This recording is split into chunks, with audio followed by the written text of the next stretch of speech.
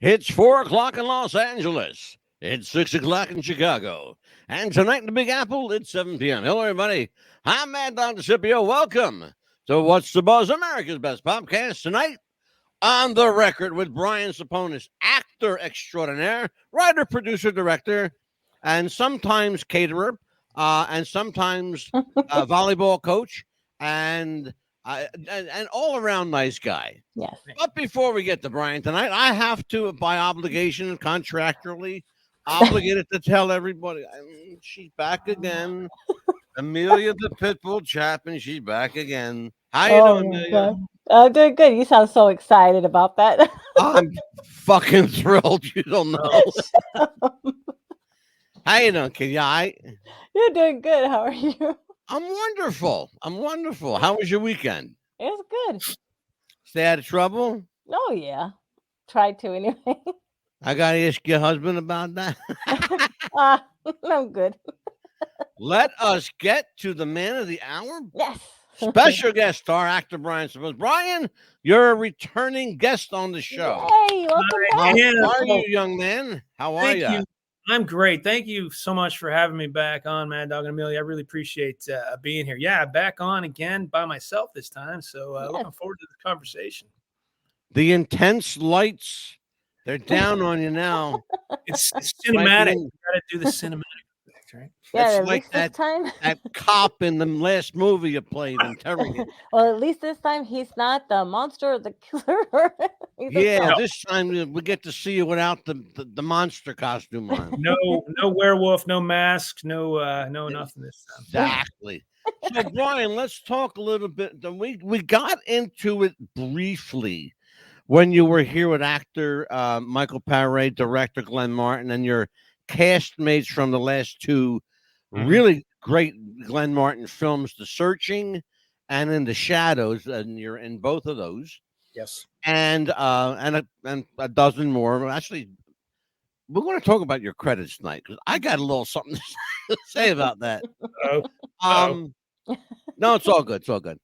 But we get a chance to talk to you tonight a little bit one-on-one, all by yourself. And when we met last, we were starting to broach the subject of how you got into acting. Your career as a volleyball player was cut short. Walk us through how you started out, where your life path was going, and how the hell did you end up as an actor? Well, you know that you have all these different career iterations over your life, and this is my latest. But I guess coming out of college, I was a finance major. Actually, I had a double major coming out of college of finance and anthropology, if you can figure that one out.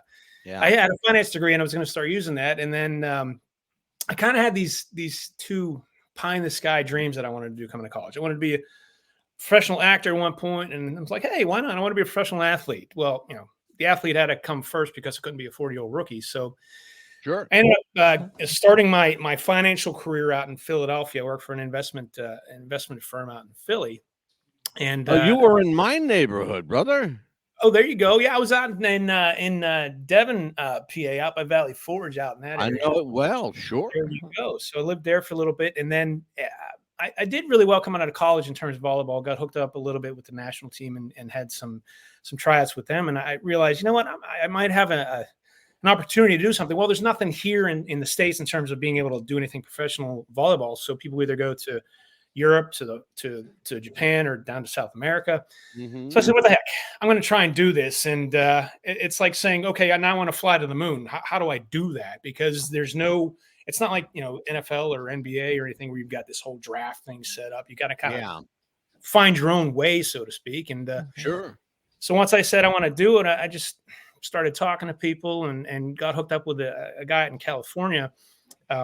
It was kind of funny. So I get this name and number of this guy in California, and I give him a call. I said, hey, hi, I'm Brian Ceponis. I'm real excited. I want to play pro volleyball in Europe, and can you help me do that? Because apparently he had all these contacts, and ended up he's kind of like, hey, I don't really know you from Adam. Why would I help you out? I have a reputation to uphold. Why would I give you all this information? So I managed to, after so much time, cajole him into at least faxing me This is back in the early 90s. So I faxed Mhm. a list of names and numbers of coaches in Europe. So I'm like, okay, great. I got this 3-page list of coaches in Europe. So I started at name one. Hi, you speak English? It was literally to that point, and so much I got. I'll bet. They didn't speak English, didn't whatever, and it was kind of a mess going through the list. But I was adamant. I got to do this. I want to do this. And Sure. on the third page towards the end, there was a woman's name on there, and she was in Switzerland. So I called her up and I said, "Hey, hi, I'm Brian Ceponis, and this is what I'm trying to do." And she comes back in perfect English. Oh yeah, I'm like, I thought I had the wrong number. I'm like, is this Switzerland? She's like, yeah. I'm actually an American. I was born in New York, and she was born in New York. She lives in Switzerland. So I was like, great, I got somebody that speaks English. And we chatted. I told her what I was trying to do. She's like, let me see what I can do. So long story short, she ended up helping me get some tryouts with teams in Switzerland. So fresh out of college, my bank account is flush with cash. Not really, but so nope. I managed to not out of college. It's not, brother. college, no. I want to take a European trip to go try out for all these teams. Hey, Dad, you want to go take a European trip with me?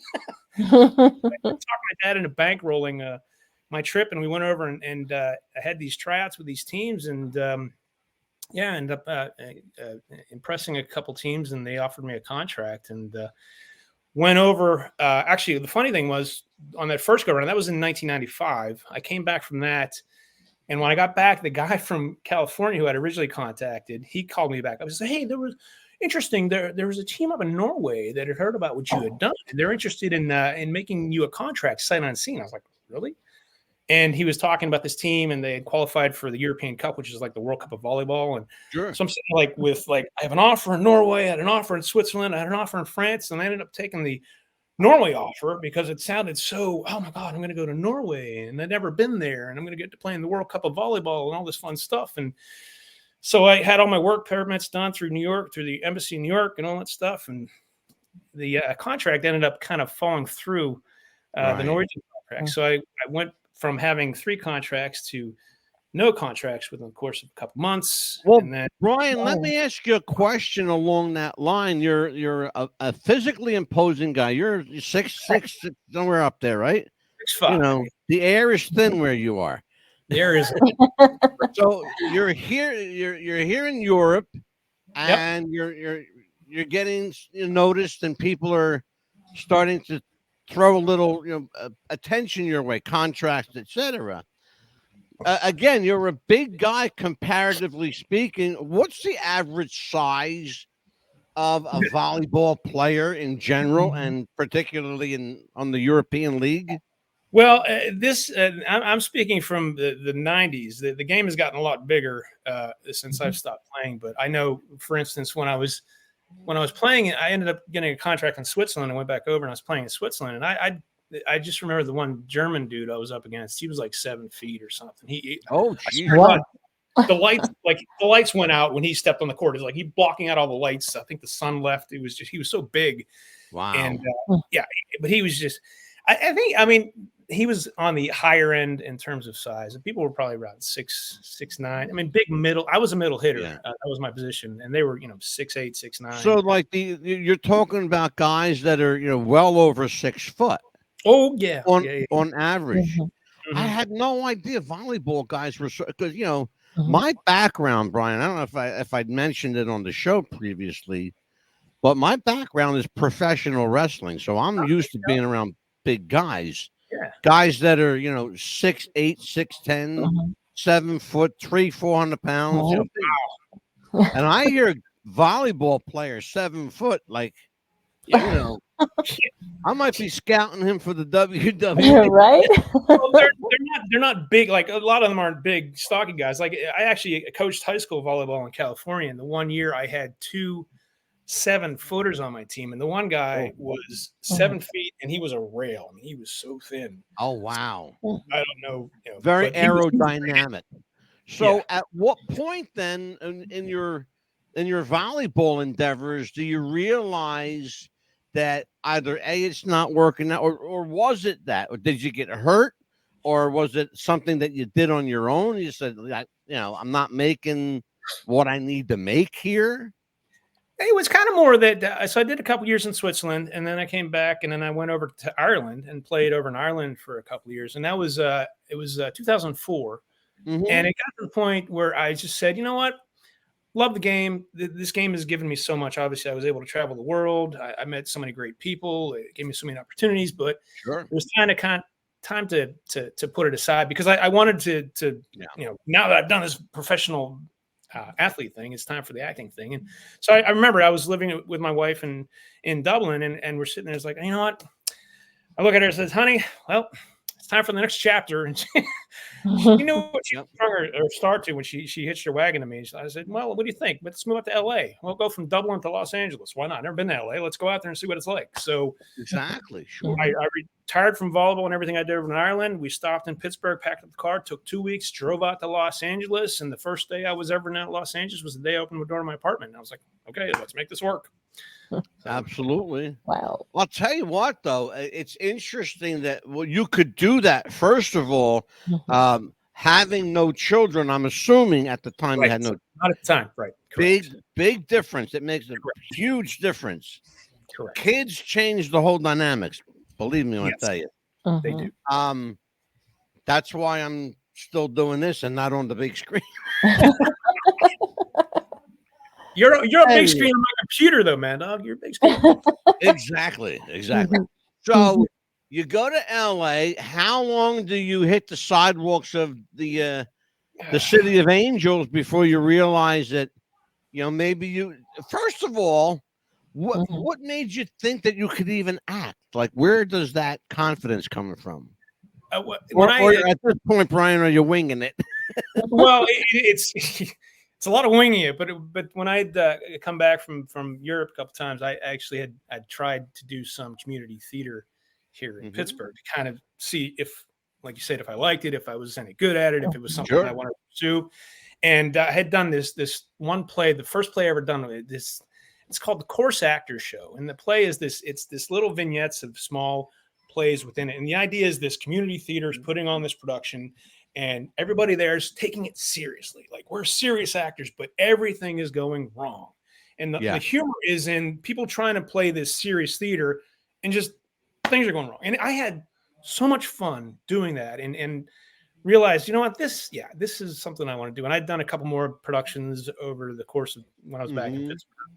And I said, at some point, yes, I want to do this. So it was a lot of winging it because I remember when I got to LA and I'm sitting there in the apartment, the first day in the apartment, I'm kind of looking at my phone thinking, I have no idea what the hell to do.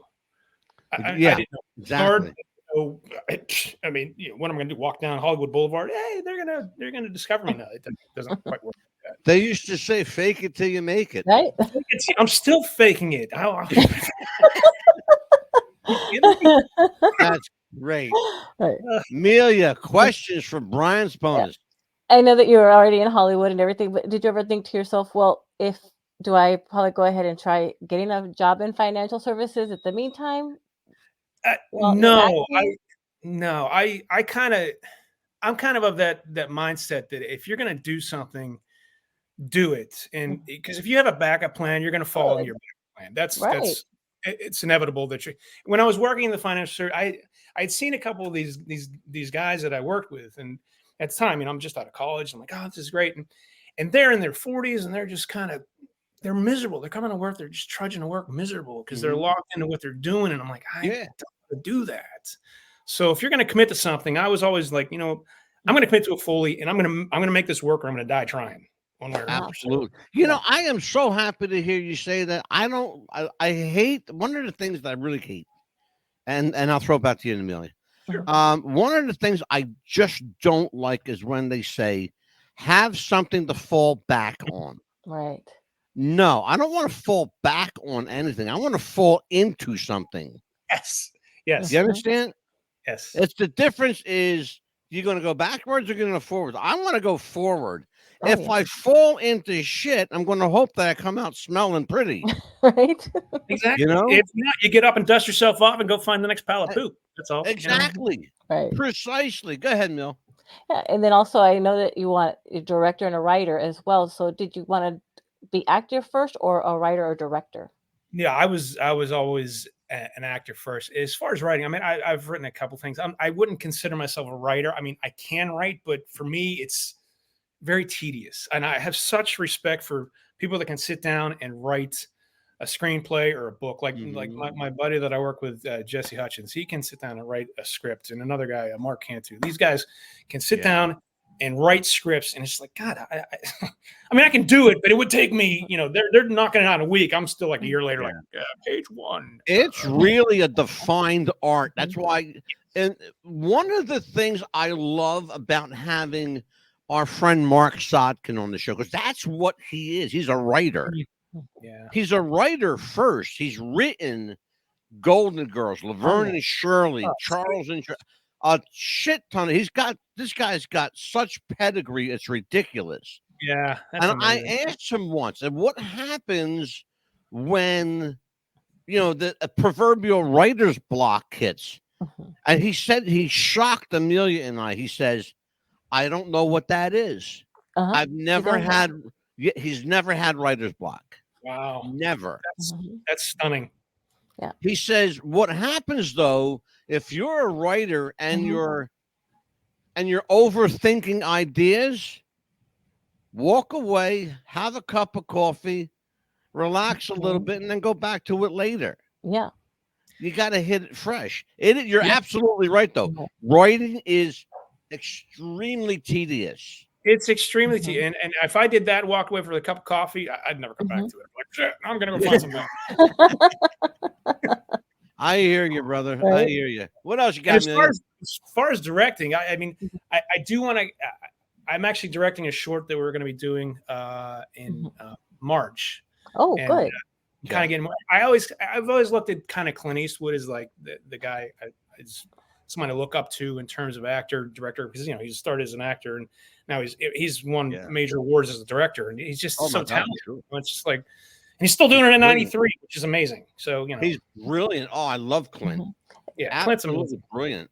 Was he one of your influences, or that you wanted to act because of him? Yeah, he is definitely a major influence in terms of my acting side, and then ultimately if I get more into the directing side, we'll see. I mean, I have no problem kind of going that path, but right now I'm definitely more focused on being an actor. Well, good for you. Let's talk about that. When I had you here last, Amelia and I were fortunate enough to have the entire cast of largely both films. A couple of people were missing, but we'll get to them at some point. Well, I'm sure we'll bring them back on. One of the things Amelia and I were impressed is that you guys as an ensemble, and it's rare to see an ensemble get along because, egos and for lack of a better word, I'm trying to be nice about it. I'll be nice. The diva personalities can come out. Sure. I didn't see that, and I didn't notice that when you guys were here. Is it easier for you to work with people that or people like Glenn's crew, who basically you didn't know until you did your first film with them? Well, it's always easier. It's always easier to work with people but even regardless of that fact, I mean, to meet new people on set, and in Glenn's instance, the crew that he had brought together and the cast, everybody, especially on the independent film side, you've got to check your ego at the door, because everybody is there trying to do for the same purpose, to make a good film. And if you start worrying about this person's ego or that, then the film is going to suffer. You have to do every decision you make has to be what's best for the film. If you're not doing that, the film is going to suck. So, it's absolutely concur, my friend. Absolutely do. You got to do it. We've had a bunch of actors on here. I've had directors on here. I've had writers on here. I have yet to have an actor define for me what they look for in a director, because it's such a subjective question. But if you were to have an answer for that question, Brian, I say to you, Brian, who's the perfect director? in your opinion? What guy do you think has the shit together? Somebody known, somebody unknown. It doesn't matter. Who are you gonna say? That's what I thought you might say. The reason I say that is because there's several directors that I just love what they do in general, and kind of bringing them all together would make like a director extraordinaire, I guess, if you will. I know, for example, Jesse Hutchins, who has I work with RedSlate, he's a great director in terms of being able to know exactly what he wants and see the shots and get everything that he needs from his actors. The other one that's really good, who I've worked with on a couple of films, and we're going to be doing another one later this year, is Mark Cantu.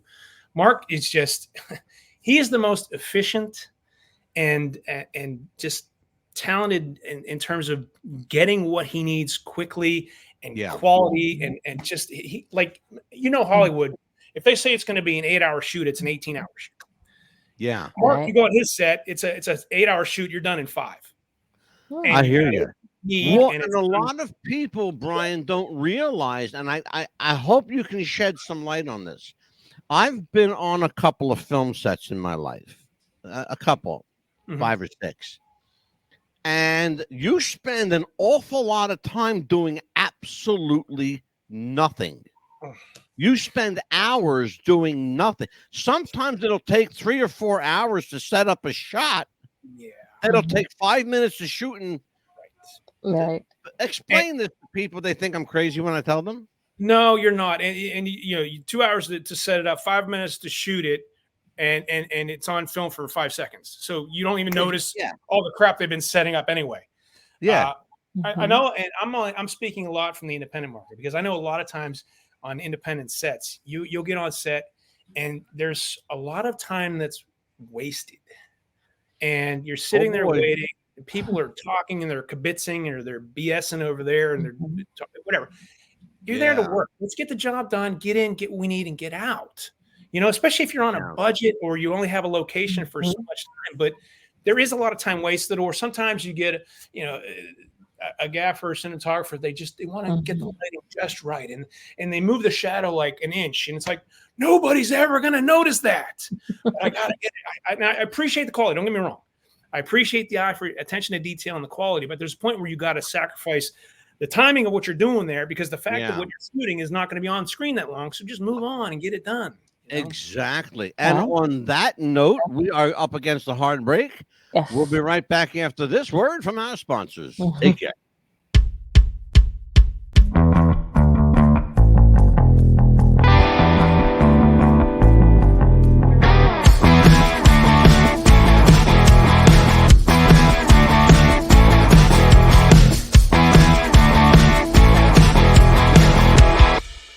Jess wanted to start a business when something surprising happened. Today, I'm going to teach you how to crochet. She started crocheting, like a lot. And her friends noticed. Jess, you need to sell those.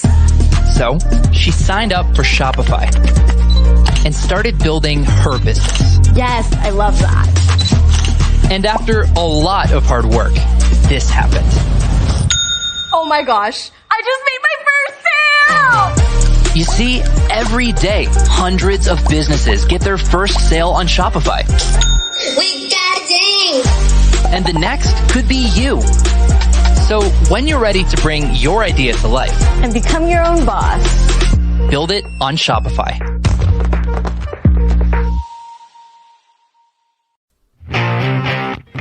Do you have sweaty balls or volleyball netty balls? It's time to make them ready balls. The Manscaped.com Lawnmower 3.0 will do the job and clean your knob with its patented no-nick head, so your head will function as desired. Enter promo code Wrestling Future for a generous 20% discount. That's enter Wrestling Future for a 20% discount. Manscaped.com and Wrestling with the Future, going balls to the walls with Manscaped.com and the Lawnmower 3.0. Your balls will thank you, and so will we.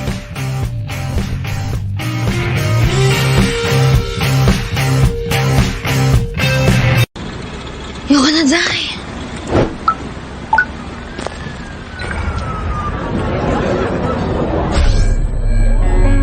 Ayun na, pre. Kaya siguro lagi nakatingin, kasi yun na lamang ang magagawa. Inaabangan ako na mawala, kaso lang ang malala, nadapa, kakatingala. Game?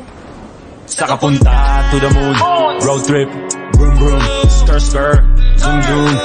Go time, better up, I can help. Let's not let me get ahead of myself. With your low mouth, tell me you don't wanna get stroked. Why so silly, get the lotto and tell. Why still with me, I'm bothered. Oh my.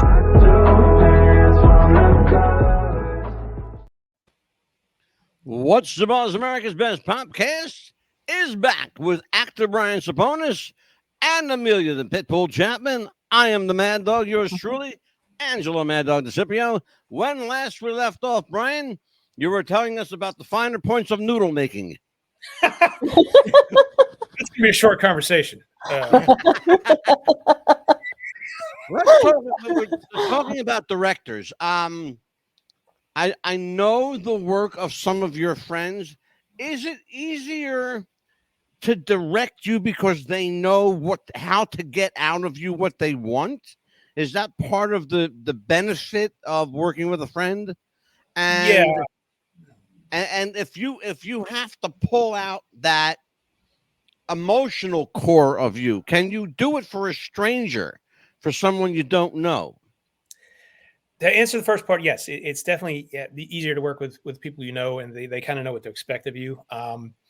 As far as the emotional side, at first, as a younger actor, or as a newer actor, I guess I'm not young, but as a newer actor, yeah, I think it would have been a little harder for the emotional side to pull it out for newer directors that I didn't know. But at this point now, you get to the point where you do it so long that I actually look forward to emotional stuff and scenes, or getting on an 85 lens where things are nice and tight and you got to kind of see everything going on with you, but without overacting and doing all that. So at this point, I kind of relish those moments where it's like, okay, you know what? Let's see what you can bring and get a chance to actually go there and not hold back and just, go out to the end of the branch and look behind you and start sawing off behind you and see where you fall. That's the most fun.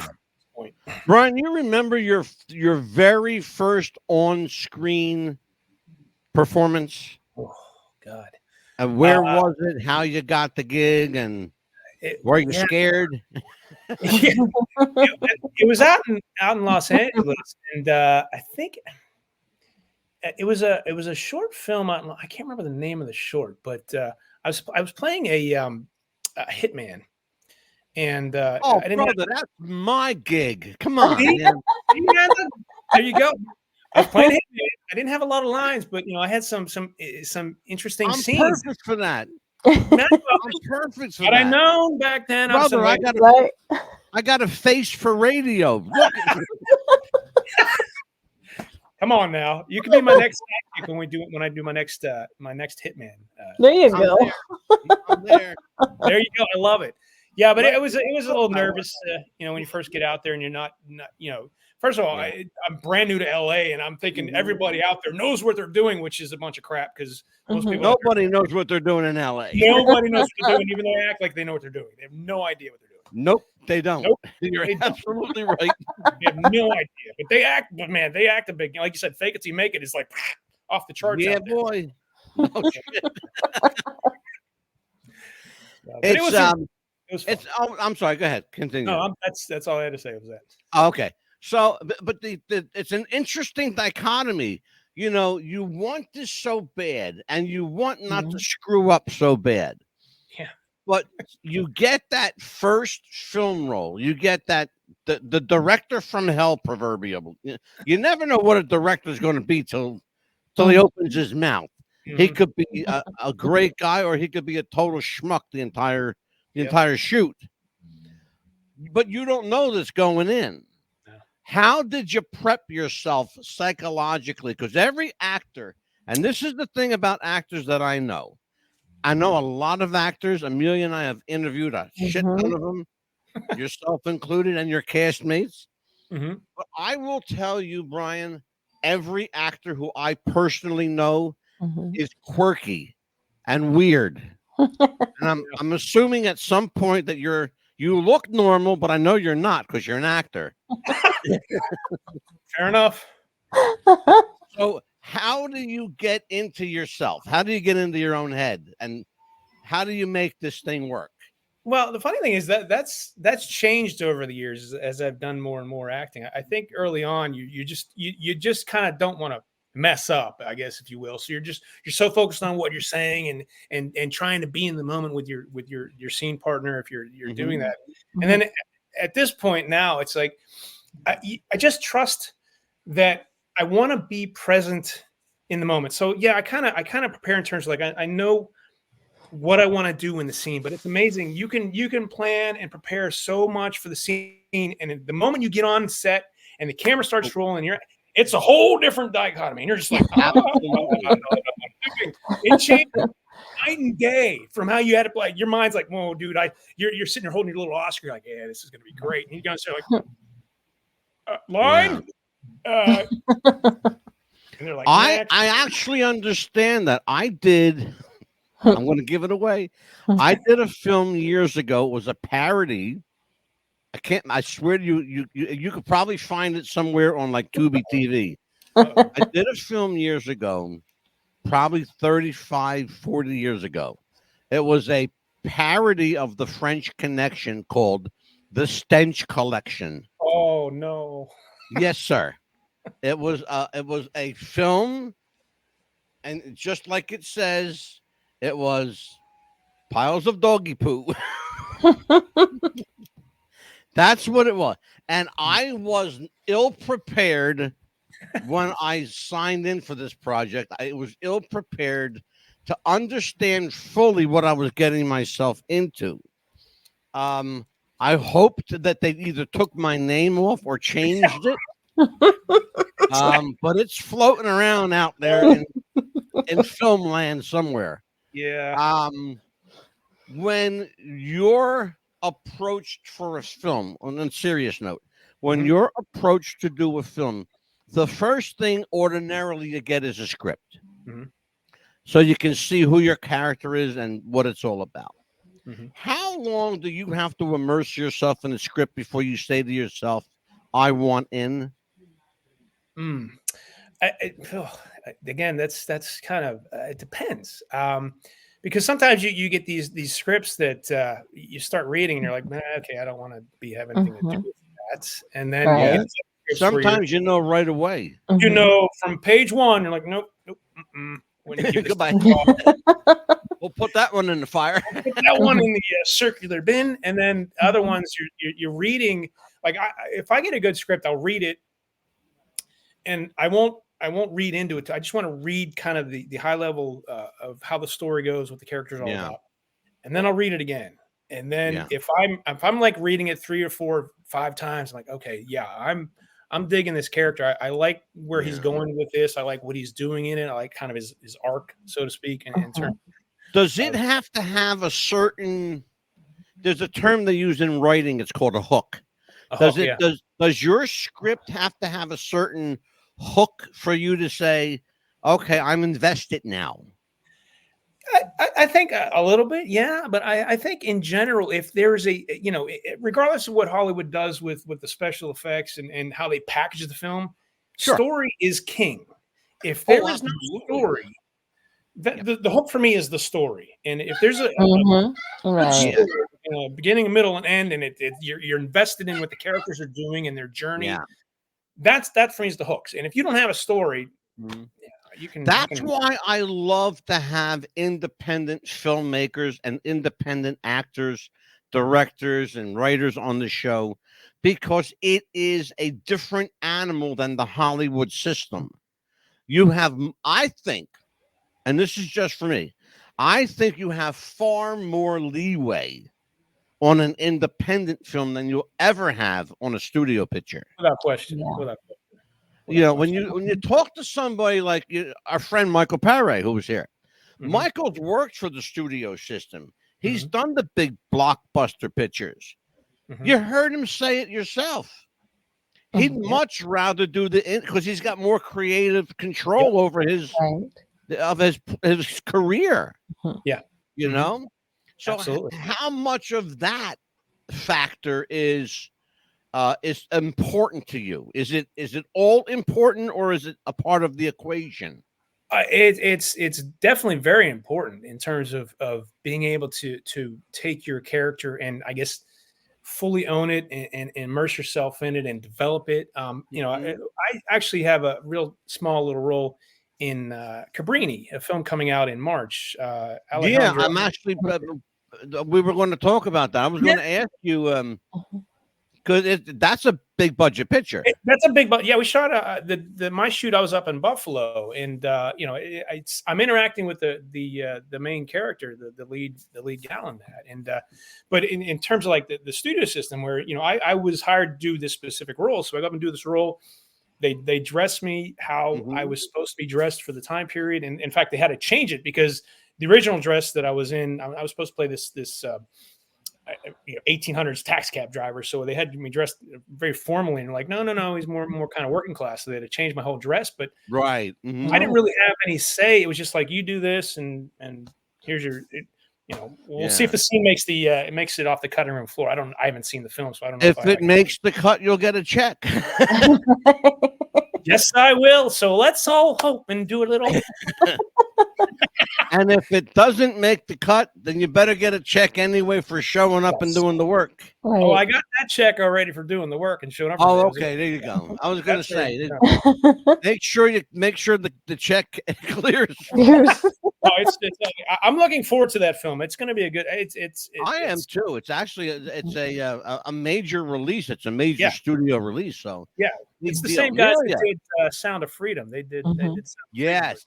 Did this. So. Oh, I love that movie. I actually own a copy of that movie. It's a fantastic movie. It's a fantastic movie. So I know it's gonna be a great movie. She's going to ask you some questions, but you never know what's going to come out of her mouth. You want to behave. I know that you've always played the bad guy because I guess your height or whatever, they look at you like the bad guy type. But I think how could you say? Now, hold on. I got to interrupt here. How could you say this man played? Look at that face. Would you be quiet? I'm getting to it. He's got a face. You want to pinch his cheeks? Look at him. Would you quit interrupting me? Look at him. Does he look like a bad guy? Thank you, Anita. He's a sweetheart. Thank you, Anita. It's my friend Brian. He's going to be a star. Shush. Thank you. Shush. Yes. Go ahead. You've got that face that I think would have like a leading role character to it, like to be the good guy of the movie. I think they should get you for more of those movies, right? Have you ever thought of that? I am Amelia. I will hire you as my PR, my agent. Come on, we'll Thank go you. get some major roles, lead roles for me. I've had people like, "Why don't you do Hallmark movies?" I'm like, "Oh, yeah, exactly. Hallmark Lifetime movies. movies. Just change the actors." Yes, yeah, you belong in the lead role, I think. Well, now, if you did Hallmark, you'd have to move to Canada, though. I know. I don't want to move to Canada. But Amelia, I'm gonna. You come on, be my agent. Let's go get some lead. Let's do it, brother. I got more connections. I got more tentacles than an octopus. Okay. Well, then get him some Lifetime movies. Get him some Hallmark movies. Get him some lead role movies. Absolutely. I am all for that. Book them. Okay. Book me. See, now you telling me to book them. You see that? Book them. Book them, Dano. Right. Go ahead, Neil. Questions.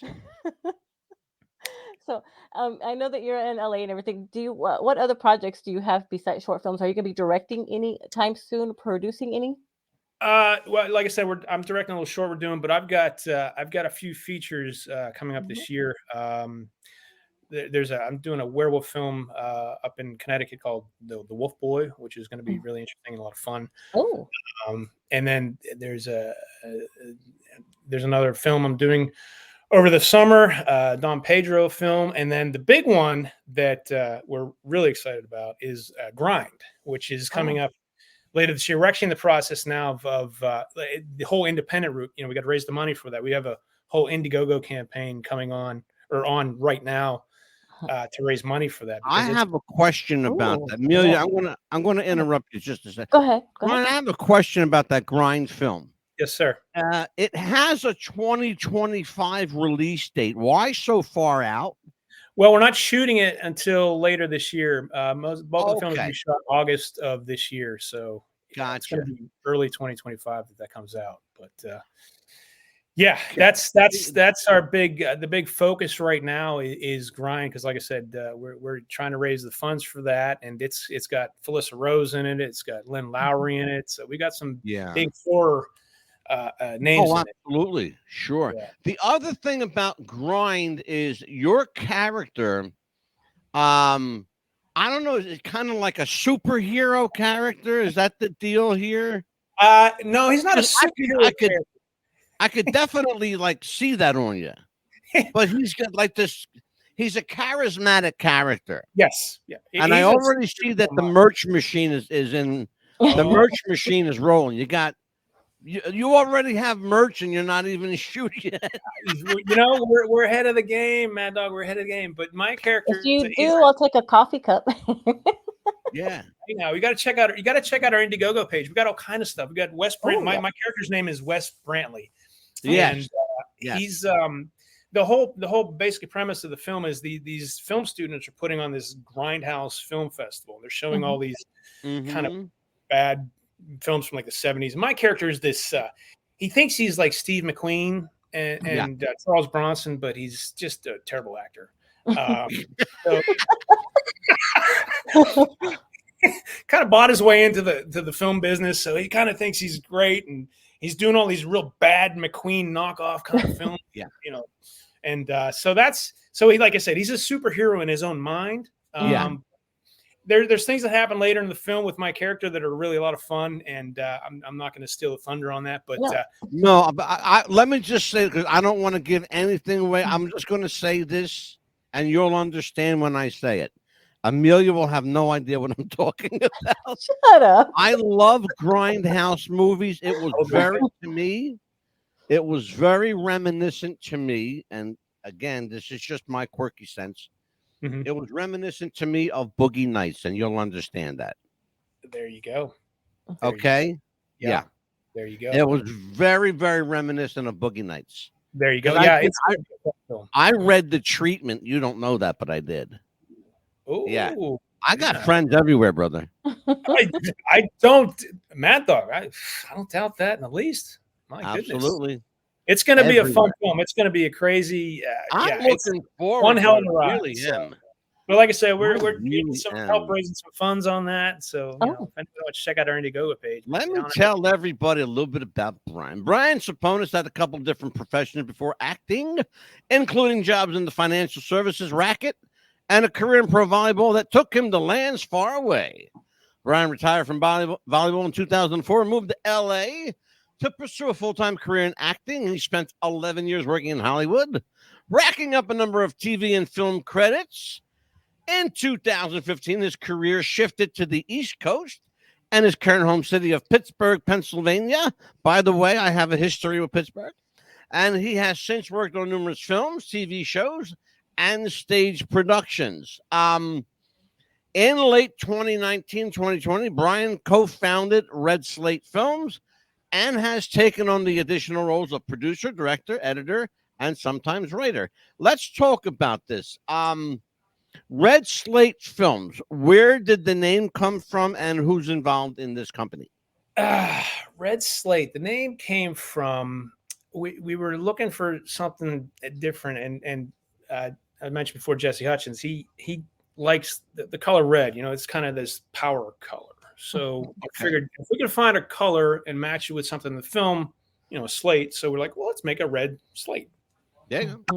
Just kind of was born out of that. And so it's me and Jesse Hutchins and Brian Kudlesik are the ones that are the three founders of RedSlate Films. And yeah, we've been doing a bunch of like you see on IMDb, we have a bunch of shorts that we're doing and we're gearing up for it. The one that is recent that we've done is almost a feature. It's called Done Waiting. It's a 60-minute almost feature length film. Right.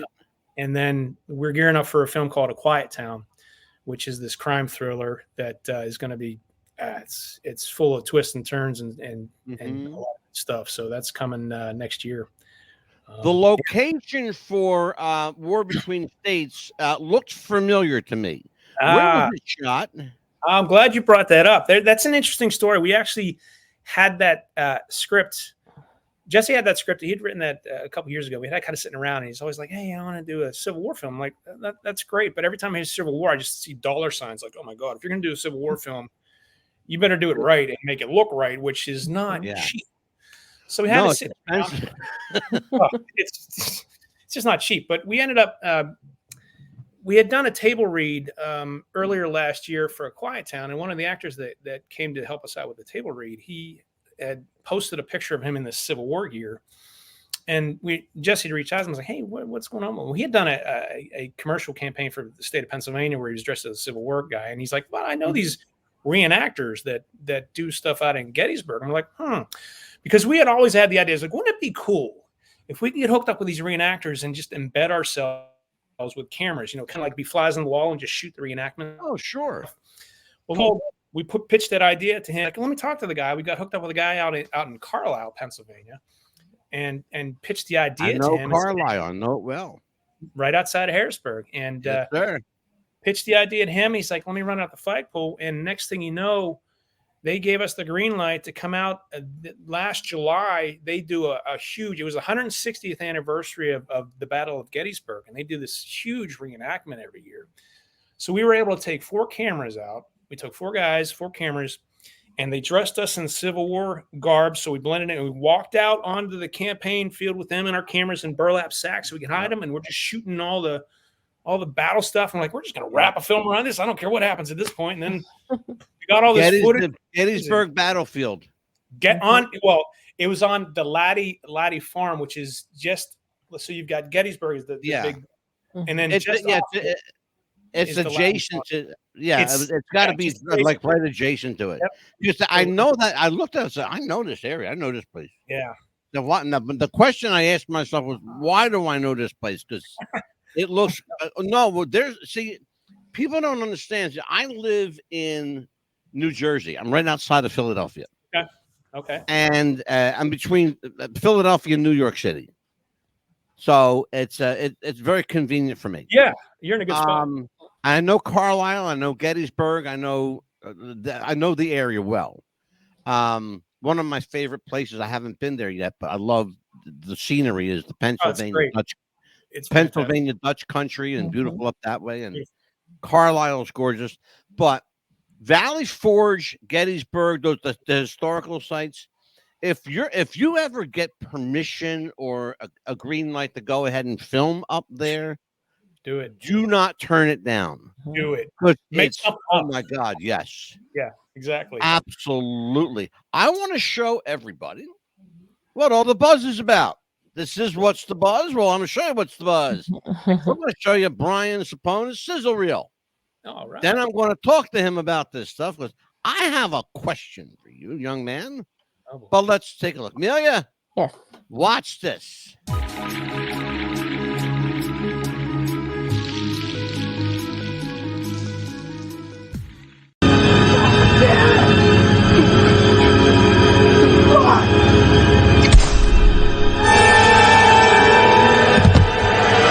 You haven't heard a word I've said. All officers under my command, probationary or otherwise, will be subject to my exacting nature. I will not yield on this. Not for a second. With all due respect, Captain, my clearance rates have improved. Marginally. It would help if I wasn't doing the work of 2 officers. I'll leave Hollenbeck out of this. If he was here more... It would help none of us. Oh, I'll huff. And I'll puff. You stupid West Coast Hollywood bullshit assholes! They're not your family, Ray. We are! You're on the wrong side, Rev. Please, don't shoot. Taking you back and throwing you in the stockade. Please, I don't want to fight anymore. You're a deserter. Go ahead. Will you just stop and listen? Can you get back on the phone and call your friend and see if he'll sit down with her? She's talented. You see that. It's just all so familiar. James, I promise. You promised before. It's all bullshit. I can explain. 8 years. We've been doing this for 8 years. You promise, you fall off. You promise again, you fall off again. I can't do this anymore. This isn't what you think it is. It's never what I think it is. I'm so tired.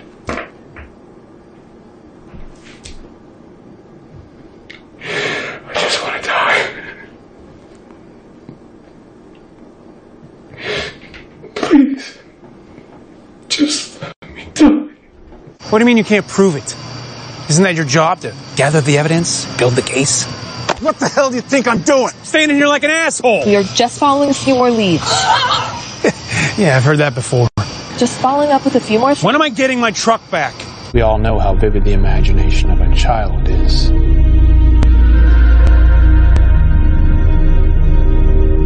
We found these in the bed. It seems you like to read tall tales. Whatever they told you, I just need you to listen, okay? I know, Joel, honey, I know. Detective Jones was just here. He explained everything. He said you're innocent. You can come home now. It's over. I grew up in this town. I spent many weekends in this theater. My first kiss happened in the last row. And my great-grandfather helped open this place, so it's pretty special to me. Wow. So who says short features can't be exciting? Mm-hmm. Let's talk about that. I looked at your IMDb.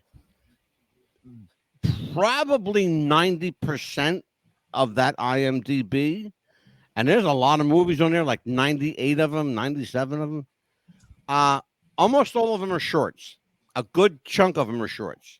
Some television work, some decent, marginal television work, but a lot of film, which I think you're really suited for film. Mm-hmm. Why is the big picture eluding you? Why is the feature film eluding you? That's a good question. Historically, yeah, that's been the case. But recently, as of late, things have been leaning more towards the feature side than the shorts. I've only done a couple more shorts. We've done shorts on the RedSlate Films side, but as far as outside of that, recently it's been a lot more on the feature side. But historically, I think when I was out in LA getting started, the funny thing is there's a lot of shorts going on because people use those as not too obvious, but people use those as proof of concepts. So they do a short, and it's cheaper, it's easier, it's quicker to say, okay, look, here's what I have for a script. So you have a lot of opportunity to do short films. Or when I first started, I was doing a lot of student films out in Los Angeles because I had done this one student film at the Southern Cal. Their film school, and the guy who did that, he had Wyatt Russell in it, Kurt Russell's son, and this German actor. And this film looked like it came out of the Warner Brothers lot. It was the most amazing short film that came off, and it looked like some bunch of professionals had done this. And this kid was a film student. It was like, oh my god, what the heck!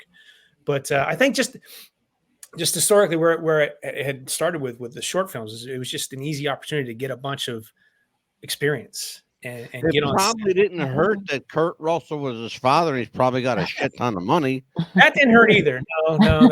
That didn't hurt. Well, let's talk about that. You talked about the grind being publicly funded film. By what method are you using to kickstart this? What kind of campaign do you have going on? Well, like I said, let's promote it. Let's talk about it. Yes. Yeah, the campaign is out on Indiegogo. If you go out to Indiegogo and search "grind," we pop right up. And we just met our initial goal, and right now we're shooting for our stretch goals. But we've got another 30 days on the campaign to raise money for this film. And like I said, it's and give me a figure. What are you looking to raise here? Well, right now we hit our first goal, which was 25,000. Our stretch goal, our next stretch goal is 45,000, and then we have a second stretch goal of 85,000. So we've got some lofty goals. Right now we're sitting about 30,000 on our campaign, but we want to hit that. We want to hit that 80. We'd love to hit 100,000 because that would just be Oh yeah, sure. Top, but we want to hit that stretch goal. We want to hit that 45,000 and make our way to 85,000. And we've got there's some really cool, fun perks out there from T-shirts to lunch boxes to getting on set to acting with Felissa Rose to all kinds of fun stuff out there. So, if people are interested, they can go check it out on Indiegogo and search "grind," and it's going to be one hell of an entertaining film. I can guarantee you that because there's so much going on in the film, from horror to gore to comedy to action. It's got. I have that feeling. It's got Boogie Nights written all over it. Boogie Nights is an interesting. I'll tell you what, it's you know what it is. It kind of reminds me. The best way to describe grind, from what I read, it's Boogie Nights meets Quentin Tarantino. Yep. Yeah. Okay. Yeah. You know, Yeah. if Pulp Fiction meets Boogie Nights, anything that Tarantino has done, because he's the king of grind anyway. Right. Right. He's the king of the grindhouse films. Yeah. I had to actually explain to because she's young, you know. I had to explain to Amelia what grind was. But I'll tell you what, Amelia, because I'm a kind person. Yeah. I'm going to let you finish the last roll of questions, and then you can send us home. And Yeah, sure. I gotta have Brian back again because I. Oh yes, absolutely. Especially when he gets that movie started to go and everything and get promoted. I'll tell you what I'd like to. I need my agents to bring me back on. Yes, brother. I'll tell you what I'm going to do right now while we're here, and you can show your buds.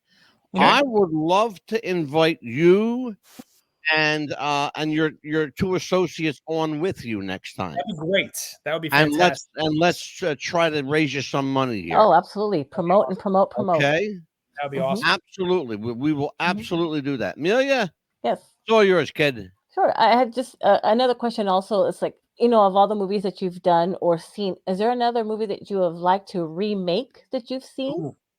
Oh, I always get scared about remakes because, the originals, like my favorite movie is Raiders of the Lost Ark. Oh, yes. I would never, anybody said I want to remake that, I'd track them down and okay, here's that whip. No. No. I'm always kind of like leery of people wanting to remake the originals. Do original. You should be. do original work. There's plenty enough ideas. Make original stuff. I'm not of the idea of I want to remake stuff. Oh yeah, absolutely. And also too, it's like if you was to see yourself in another lead actor role coming up for a feature film, right? They can contact you where? Oh yeah. Yes. You can reach me on Facebook. Just Brian Ceponis on Facebook. Messenger me on Facebook is the easy way to do it. You can look me up on IMDb and see that fun reel that Mad Dog had showed earlier. And people also, if you want to contact Brian, if it's a legitimate inquiry, you can reach out to the show. We have Brian's contact information. And we will clear it with him first. And you can definitely contact Brian through the show for sure. Absolutely. I appreciate that. Thank you. Yes. Anytime, brother. Anytime. Absolutely. Amelia, what's coming up, kid? Well, tomorrow we have a great show coming up, The Changing Face of Hollywood. You're going to like this one, Brian. We are doing we're doing a show. It's an interesting show title. It's called The Changing Face of Hollywood. We are doing a show on, are the celebrities that we see actually real or are they cloned? Are they lookalikes? Do we really know if Jamie Foxx is really Jamie Foxx? Because he don't look like he used to.